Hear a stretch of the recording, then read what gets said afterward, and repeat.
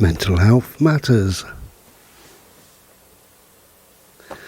Hello, I'm just getting sorted. So this is part 2 of mental health matters. This is mental health well-being, really, more than anything else. I'm just back from my Thai massage, so what a perfect time to do a video about mental health matters or mental health well-being. Massage is an important thing in my life for well-being. It really is. Keeps me free, supple, makes me feel better. Human touch, especially knowledgeable human touch, is a wonderful thing. When somebody knows where knots are and little things that need adjusting and changing within your body and healing, that's a wonderful thing. It's also wonderful on a psychological level or a mental level, because you do feel better. If you can move your back a bit better, move your shoulders a bit easier, if you're a bit freer, if you're less in pain, then all those things, it's a ramification, isn't it? It's a knock-on effect. It just makes you feel good. Good. It really does. It makes you feel good.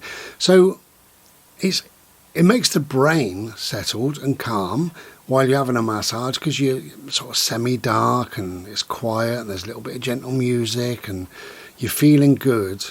You can feel yourself freeing up.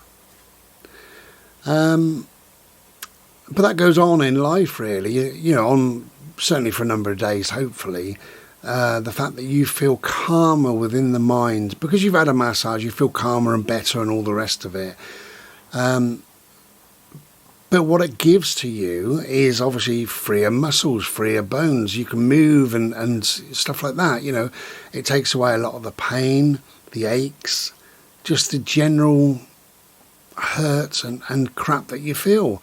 You can often sleep better, drink better, eat better, whatever, you know. You just feel more with it. You feel quite alert, but also very relaxed. So massage is a massive thing.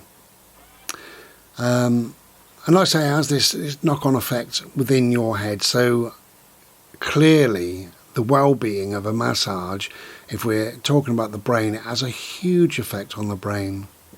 It releases, as you're being massaged, it releases dopamine and stuff like that. So you feel, chemically, you feel very tired, very calm, very relaxed, very at peace. It's lovely. Anyway, so yeah, we're just back from the massage. So I'm going to talk for a little while about mental health well-being. At the bottom of the screen, I will probably put some bits and bobs that work for me. As I say, none of these videos are right for everybody, but this video is right for me. If you get something out of it, then that's great. If you don't, move on. So yeah, down at the bottom of the screen, you will probably see massage and whatever works for me, really.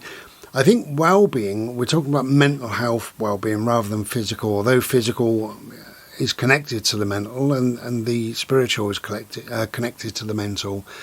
But we're just talking about mental health, really. Mental health, the techniques, your coping skills, what you've learned, what works for you. It's all about you, obviously. Yeah, you can give advice to other people, but you know how you feel. You know what works for you. You know what makes you better. You know what you need to do more of. You know what you need to do less of. But on the whole, for most people, mental health well-being can be a number of things. If you're struggling in whatever way, so mental health, it could be anxiety, it could be panic attacks, it could be depression, it could be general malaise or low mood, or you can call it whatever. You don't have to label things. You just feel a bit, Maybe you've got sad as we enter the winter time or whatever, you know.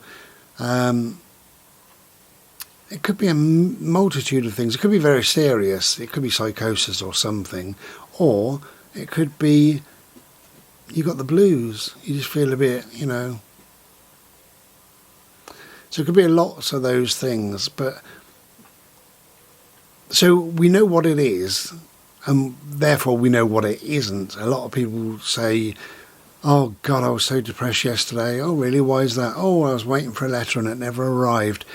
So they're not depressed, obviously. You know, people use words a bit silly, really. One of the worst things I've ever seen and ever read, and it's on Facebook and it pops up every now and then, and it says in a big colourful square or whatever, mental illness is real. Really? Mental illness is real.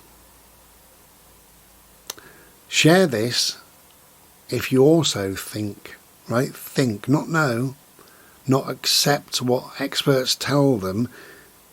Think. Share this if you also think mental health is real. And that's so sad, because obviously what that's saying is mental health isn't real, doesn't exist.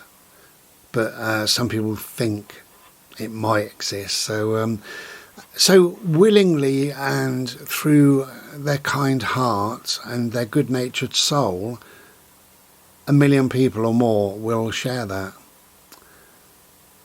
Mental illness is real. It's absolutely ridiculous. Would they also share something that says oxygen is real, fresh air is outside of your window? You know, would they share that? Anyway, cheers. I'm just having a quick slurpee, because as I say, I just come back.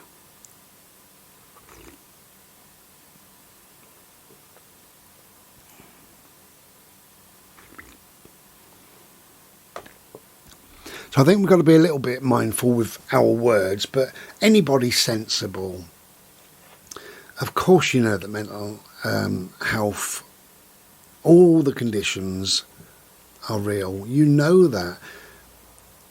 There's another thing that I saw on Facebook that I do like, and it said something about people don't pretend to have a mental illness. People pretend that they haven't got a mental illness. Now that's true. Of course it's true. You know, when I started making videos on this channel, I never talked about my depression. Never talked about that, because I thought it's too private. It's nobody's business. People might not understand. Would I need to make other videos to explain what I mean? Which I've now been quite happy to do. Probably 100 videos, who knows? And that's the same as everybody else, really. So you pretend that you're absolutely fine with life, you know. And there I am struggling in lots of different ways with anxiety and with depression, and later on with panic attacks, and pretending that everything is fine, I haven't got anything to worry about, life is good. And that makes things worse. It really does, because you look at Bry on the Ramblings of Bry and you think, oh, he's got it all sorted, his life is a peach, he's got everything sorted in life. He doesn't struggle with anything, he just sort of floats on by through life. Well, I do, because I'm an old hippie, but I still have really quite debilitating mental illness at times. Now, a little secret for you, but my mental illness, my dysthymia, has changed as I've got older.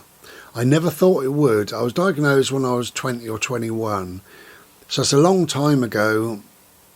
I always thought it would be the same sort of level. And I need to think about how I'm feeling at any one given time, but when I do think how am I feeling, I am still just slightly depressed, and that's right now, right this second. That's how I'm feeling right now. Just a little bit flat, a little bit depressed.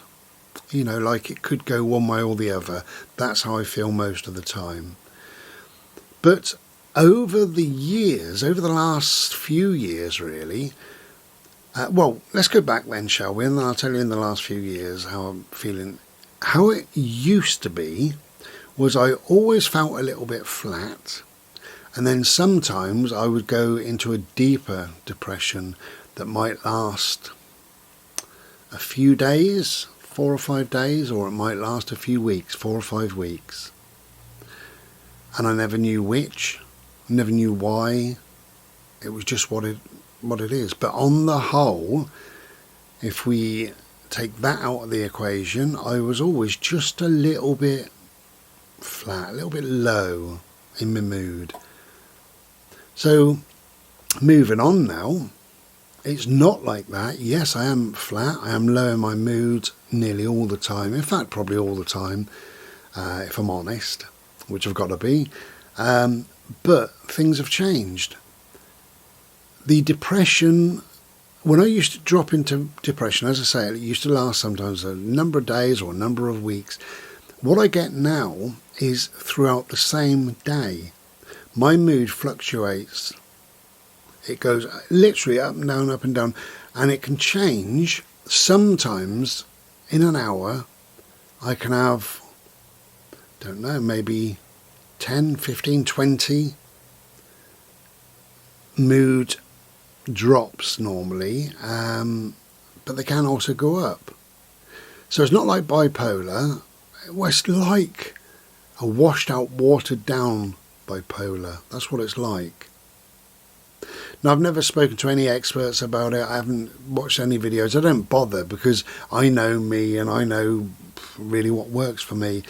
I don't believe that's the norm for anybody with dysthymia. I don't believe that's the norm at all because I've never heard it, never seen it, never read it. Nobody's ever explained that to me. That's just something unique within me. We're all unique beings, of course we are. And our illness, whether it be physical or mental, is unique to us. But it's an odd thing now because there still is no rhyme or reason. Take last night, for instance. I was having dinner and it was absolutely fine. And I had a video on. I normally choose a couple of videos and have a video where I don't have to watch it. Do you know what I mean? Like somebody just talking. So I had somebody just talking on, and every now and then I would watch it. And my mood dropped while I was eating, which is unusual because normally you get a spike, don't you? Which I did after. But while I'm eating, I thought, bloody hell, I feel miserable. I just felt absolutely miserable. And then I'd nearly finished the meal and I realised that I didn't even hear what he was saying because I was well, definitely depressed, but I was depressed on top of depressed, so I was dropping right down low. But by the time I actually finished my meal, I was quite happy and I said to Bode, "You ready then, mate?" Because I saved him. I had some meat yesterday and I chopped it all up nice and small for him, and I said, "You ready, mate?" And he comes over, he likes to sniff my plate. So I show him the plate and he goes, "Yeah, I'll follow him. It's worth following him for this." But I was absolutely fine by the time I'd finished my meal. But during the meal, so this is what I mean, rather than be a number of days or weeks or whatever, it can be a matter of minutes. But it is quite debilitating because I feel very low for that little bit of time. And obviously, if you've had depression, then you know. But when you get depressed, you've got no interest in anything. You can't be bothered with anything. Hence that voice on there. I don't know what he was saying. Either gobbledygook or silence. I don't know what. So it's a funny thing. So that's changed a little bit. But anyway, so that's me really. That's how I am. But I have learned over the years what works for me. And as I say, at the bottom of this screen, you might see a few things every now and then. And that's what I put in place. That's what I do. So my advice really for mental health well-being, if you start to feel low, well, first of all, if you never suffered from or managed your mental health, if you've never had depression, if you've never had anxiety or anything else that could be connected to mental health, so agoraphobia, OCD, ADHD, it goes on and goes on. If you've never had any of that, not for one single second of your life, then that's fantastic. It's still good for you to know and to understand what other people, apart from you, are going through at times, because it gives you a bit of a working knowledge, It's a good thing. Because if somebody says to you, you might have a friend who phoned you up and said, can I come round and have a chat, not feeling great. And they might sit there and start pouring their heart out to you. And if you have never bothered to learn anything about mental health, then you're going to say what we should never say to people. And that's grow up, be a man, pull your socks up, grow some balls, piss off. Go down the pub and get pissed. Whatever you say to people, rather than saying, okay, I'm listening. I might not fully understand you, but I am listening.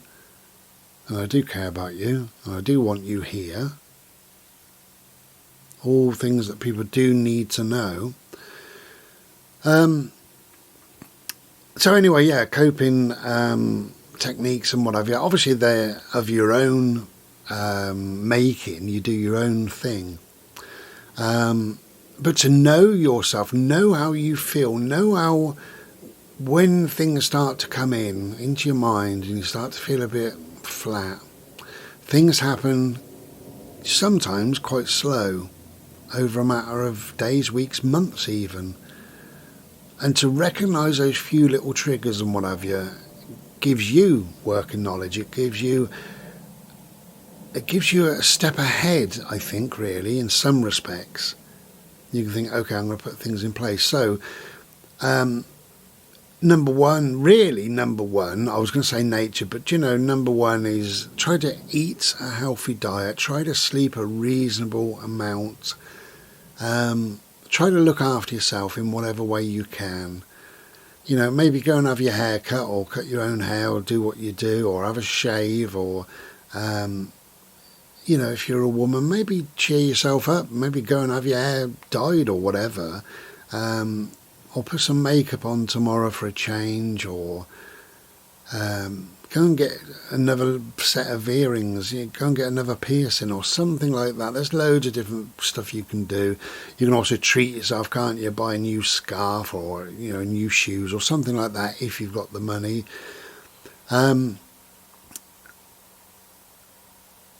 Also, you can have a longer shower, or treat yourself to a hot tub. A friend of mine's got a hot tub. I think it's called a lazy, L-A-Y, and then a Z or Z, and then maybe lazy boy, would it be? No, I don't think it's called that. Lazy. Anyway, it's a blow-up thing where it's got rigid sides, and she loves it. So yeah, get yourself a hot tub, park it around the corner so nobody can see you.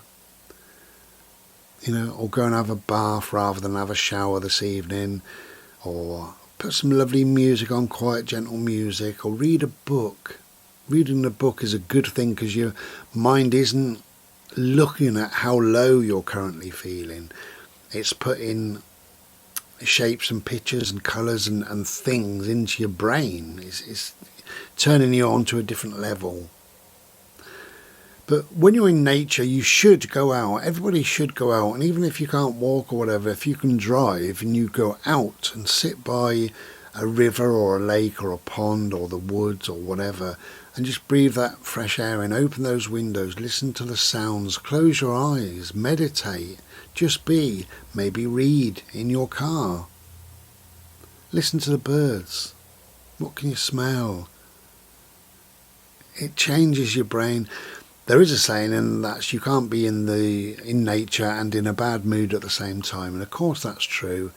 And I've had times where I've been quite flat, quite low, and I've gone out and without thinking about it, I'm really happy. halfway through my bimble. Really happy, bubbly. Not really happy. That's another thing with me, with dysthymia. My happiness level, I've said this before, but it isn't the same as yours. I don't know where it is and I don't know what it is. Over the years, people have tried to tell me and explain about, and I'm talking about more professional people, try to tell me about happiness, what is happy.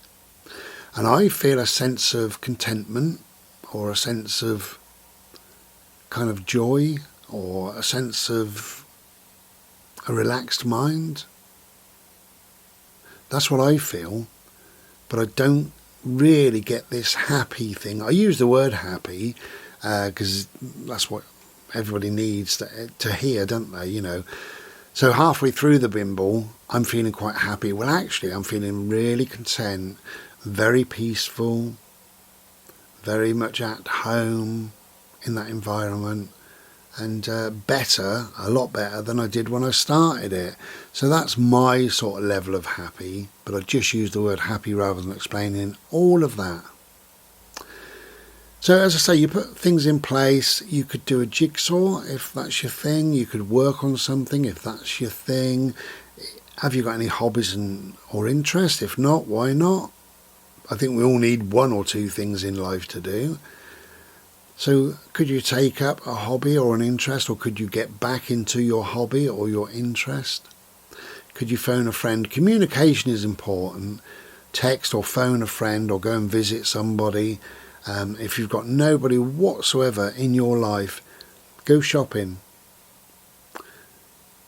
Go shopping, because you'll wander around and somebody might say something to you, or you might say something to them. Excuse me, even just excuse me, or could you pass me that, or thanks, or whatever.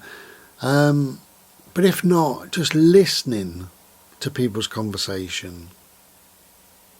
Just listening is like it's certainly being with people, but it means you're not alone, because you've listened to a conversation, you've heard a conversation. You might not have taken part in the conversation, but try and talk. If you are totally alone, try and talk to one or two people, even if it's just oh, excuse me, where did you get, even if it's a lie, oh, excuse me, being nosy, I see you've got that in your basket. Where did you get it from? I've never had that. I've always been meaning to try it. Now, most people don't say there. So she or he is going to probably say, oh yeah, this is on aisle 7 next to the biscuits or whatever. I've never tried it before, so I can't tell you what it's like really, but my son said to buy it because he's had it at school and, whatever. And then you say, oh, lovely, okay, well, I suppose it's good that your son has kind of got you getting stuff for him. You don't really look old enough to have a son, but, any old rubbish. It's just a chat, isn't it? It could be anything. You could talk about the weather, perhaps, or whatever. So communication is, most people have somebody. Communication is important. If you can text or ring somebody. And what we have learned over the years with mental health is that people now have a better understanding, and people will be there and people will listen. That's what happens now. So if you phone somebody, on occasion, not very often, because I go into my shell, but on occasion I have phoned a couple of different people and I've said, have you got time for a chat? And they say, yeah, sure. Are you okay? And I say, no. Rather than saying yes and pretend, so I say, no, not really. I don't know why, but I'm feeling really down. I'm just feeling like crap. And both these people have been really good. One said, how long have you been feeling like that? Do you know why? Has anything happened? And, I said, no, I've been thinking it through. Nothing has happened, really nothing. Because sometimes it does and you don't realise. I was chatting to a guy who was probably 28, 29, late 20s. He had this is, I was working at a particular place and I had to interview this particular person. All I knew and all that came through was that he'd been working at a particular place that he seemed quite happy in. Somebody said, "You don't look very happy today," and he attacked this guy who was his friend, punching and punching and punching him. Somebody tried to grab him and he punched this other guy. He was jumped on by 3 or 4 people and was trying to kick and punch and screaming at them and stuff like that. And the police were called because he couldn't calm down, and he tried kicking one of the coppers and they sectioned him. They didn't know what to do for the best. But anyway, so I had to interview this guy a little while after. And I said, "So what happened?" And he said, "Well, I got to work on time, blah, blah, blah." And I said, "Yeah, but long, long before that, what happened?" And he said, "Well, nothing." I said, "You were fine?" And he said, "Yeah, absolutely fine. I woke up on time and I went to work." I said, "Well, tell me about going back. Tell me about, the day before, the month before, 2 months before, whatever. Because this just happened now, and this was October." I said, "Did you have a good summer?" And he said, "Yeah, I think so, I said, "Did you go away anywhere?" And he said, "Well, yeah," screwed his nose up. And I said, "Well, tell me about that." Anyway, him and his girlfriend decided to go on a camping trip. And they booked this site, and it was lovely, swimming pool and blah, blah, blah, beautiful views. When they got there, he wasn't very happy with it. He said it wasn't quite like the brochures showed us. And he said one thing was the showers were very dirty, slimy underfoot, and he felt uncomfortable there. And there were several other things, but he just didn't really enjoy it. Because he didn't enjoy it, him and his missus, they were there for the week, had a few little gripes and groans and moans at each other, which made the holiday even worse, and he couldn't wait for the bloody holiday to be over. That was that. Then he had, I can't remember what it was now, something wrong with his house. Can't remember what he said. Can't remember. But anyway, so that was that. He had his car when he was driving to work. This was all in like the end of the summer to beginning of October.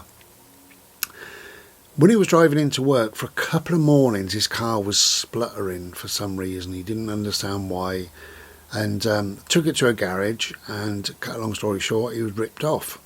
They said, "Oh, it's your so-and-so, we're going to have to order it in." So they ordered it in. He got a bill for a ridiculous some £600-700, and the car was okay while he picked it up. And next morning, splutter, splutter, splutter. So he took it back to the garage, and eventually they found a split in a hose or something. But they said, "Oh, but you did need that other bit." Well, of course they would. So it was a number of little things that just kind of got to him and got to him and got to him. And I can't remember what it was, something wrong with his health as well, a viral thing, something. I know he was on antibiotics. I can't remember what that was over now, but this is years ago. So what had happened was he wasn't feeling too great, and then 6 or 7 small things happened that he couldn't control, that upset him deeper than he thought, that he carried around with him, the typical man, that he never bothered speaking about. "You all right?" "Yeah, fine." That's what men say. And it went on and went on and went on. And a couple of days before this attack at work, there was quite a serious problem within his family, not involving him, and he was on the periphery, on the outside of it, but whatever, he was still worried and carrying that around with him. And he had an argument with his missus for some reason, and somebody had parked over his bloody driveway, so he had to go and knock them up and say, can you move your car? Don't park there again. And he got to work, and within 10 minutes or so, his mate said, you don't look very... There we go. We're back.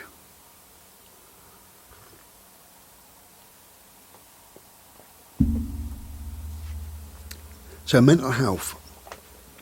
If we don't keep check of things, this is what this guy has taught us, and then things can build up and build up and build up without us even knowing. You don't even think sometimes that things have caused a problem. You know, you can do whatever. You can stub your toe and then lose a quid and then not have enough to pay for your shopping. Drop your keys before they go into the door. Your bag splits open and you go in and you think, thank Christ I'm home. And then you get a phone call and they say, can I interest you in double glazing? And you say no, you know, and then you're putting the shopping away, you pop the kettle on and the kettle don't work. And I've known somebody that was in a similar situation. It wasn't the kettle, it was actually a bread bin. And this person thought, oh, I'm going to have a bread roll. Open up the bread bin, somebody had already eaten the bread roll, and he just punched this bread bin.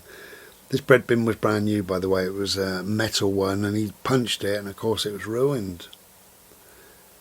It just suddenly, bang, he lost the plot. But these tiny little things can have a big impact. So for me, I like to get rid of them, and I get rid of them because I meditate. I don't meditate very often these days, but when I do meditate, it's like you free up space. It's like you get rid of rubbish. Because who wants to carry, you know, the fact that you drop your car keys or whatever.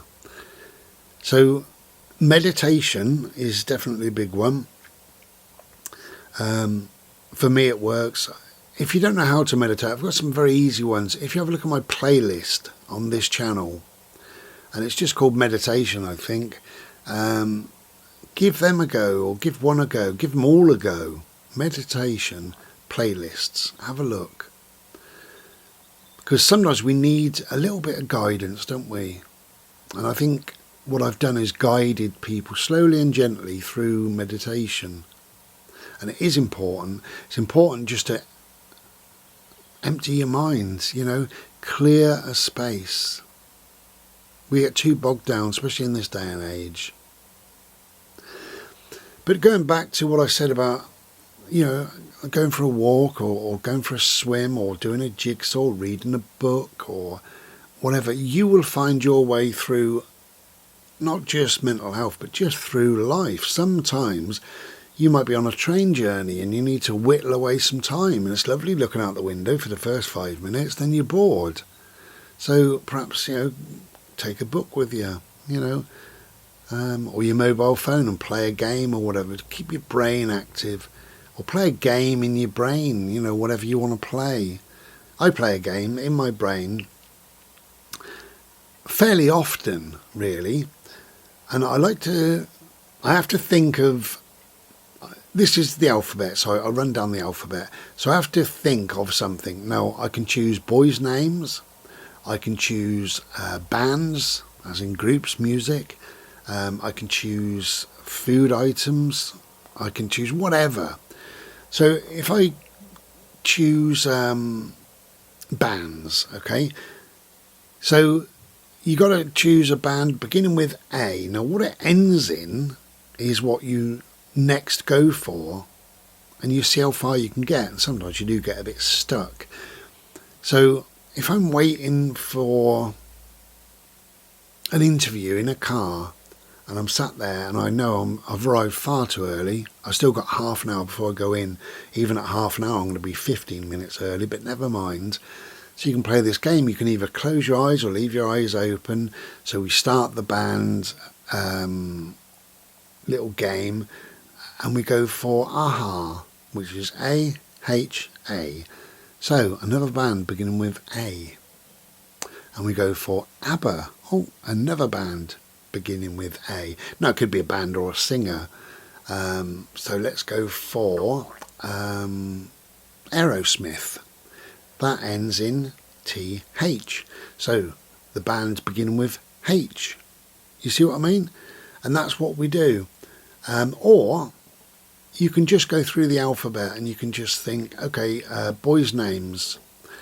So they've got to be in the alphabet. So you got Alan, and then B would be Bry. That's a good name. C could be Carl. D, Derek. And it goes down and down and down like that. That's an easy one, a simple one. If you've just got 2 minutes or whatever while you're waiting somewhere, just to take your brain off of the worry of an interview or the worry of what a doctor is going to say to you. Whatever, it's using your brain in a good way, isn't it? Just a fun way, just to whittle away a minute or two. And you end up thinking about stuff that doesn't involve bad thoughts. So mental well-being is a personal journey. Mental well-being really is a personal journey. It's the way of you knowing you and you finding your way. Nobody really can give you any advice because your mental health is different to anybody else's mental health, but your mental health journey will be unique to you. So therefore, your mental health techniques of dealing with things will be absolutely unique to you, as they should be, of course. So your well-being, my well-being, everybody's well-being is a personal journey really, but by knowing yourself, you're halfway there. By having certain things in place, you're halfway there. By thinking forward, like, what happens today if I do have a real drop in my mood? What will I do today? Who can I speak to? Where will I go? What should I put in place? Then you're halfway there. I'd rather be halfway there than nowhere near. So I wish you luck on your journey. It is a difficult thing at times. I've said to somebody, and this is unbelievable, but my mental health is more impacting in my life than anything else. Physical health or anything else that I've had to cope with. It really is. That's how severe mental health can be. Mental health to me is more worrying than physical health. But there is a way through. There's always a way, Even if you don't get on top of it, you might break it down a little bit. You might find your way towards getting through. But good luck. The only other advice I can give to you, to everybody else, is be open and be honest. People need to hear your story. They really do. Every time somebody speaks about their mental health, it makes it easier for other people, sometimes for lots of other people.